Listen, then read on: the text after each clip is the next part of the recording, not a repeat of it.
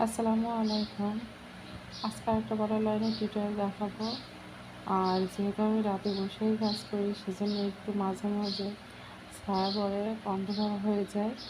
তো আসলে রাতে ছাড়া আমার দিনের বেলায় খুব একটা সময় থাকে না কাজ করার, সেই কারণে রাতে একটু হয়তো অন্ধকারের জন্য ডিস্টার্ব হয়, যেহেতু লাইটের আলোর একটা ফোকাস পড়ে, সেই জন্য এরকম কালো কালো দেখায়।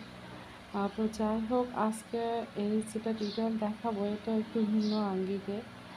প্রথম একটা উঠানোর পরে মাথায় ডাবল করে দুইটা গিট পড়বে, একটা একটা করে।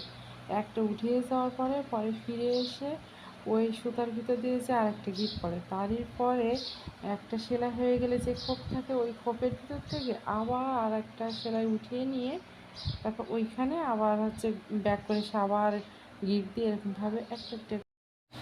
তো ভিতর থেকে বারবার একটা করে মাথার দিকে একটা গিট পড়বে, ব্যাগে এসে আবার নিচে থেকে খোপের ভেতর থেকে সেলাই উঠিয়ে নিয়ে তারপর আবার পিছন দিক থেকে সামনে উঠিয়ে তারপর গিট দিয়ে এরকমভাবে পুরো কাজটা কমপ্লিট হবে। তো মাত্র মাথার দিকে যে মাথা আছে, মাথা থেকে দুইটা করে গিট্টু দেওয়া লাগবে, তারপর নিচে আর কোনো গিট্টু দেওয়ার প্রয়োজন নয়।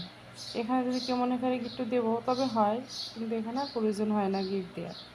তো সেলাইটা কেমন হয়েছে সবাই কমেন্টসের মাধ্যমে জানাবেন।